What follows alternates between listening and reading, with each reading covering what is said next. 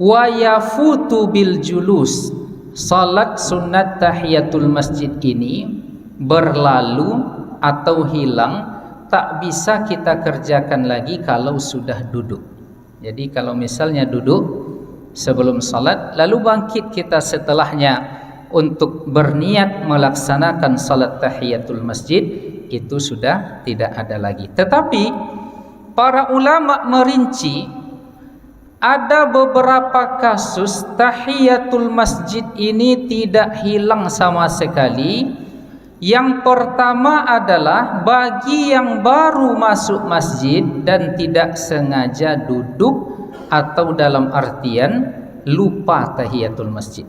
Misalnya masuk ke Masjid An-Nur, setelah itu dia terduduk, teringat, oh saya belum lagi salat tahiyatul masjid. Karena lupa dia duduk, maka tetap diperbolehkan untuk tahiyatul masjid. Itu kondisi yang pertama.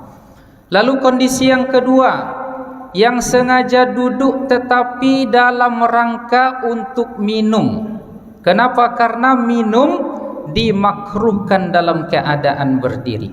Misalnya tadi dia dari luar, panas kondisi di luar, lalu sampai di masjid dia haus, dan ada arahan dari Nabi, janganlah seseorang di antara kalian, kata Nabi, la yashrabanna ahadukum qa'iman, jangan minum dalam keadaan berdiri.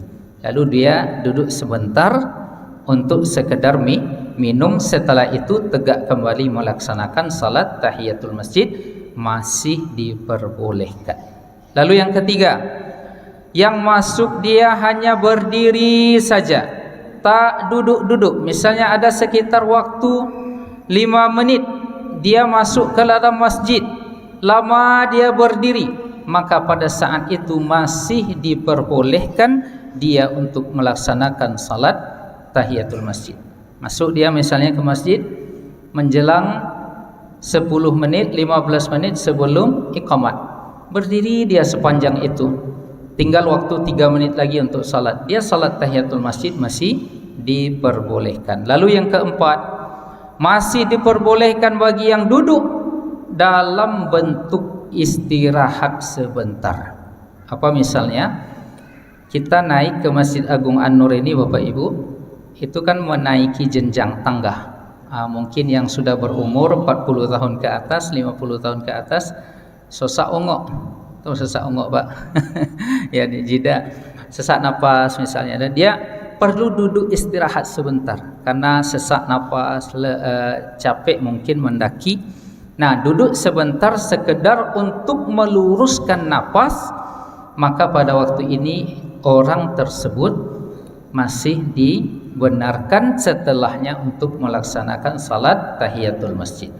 Lalu yang terakhir, Bapak Ibu yang dimuliakan oleh Allah, kasus orang yang tidak tahu kalau dengan duduk sengaja bisa menghilangkan kesunahan tahiyatul masjid.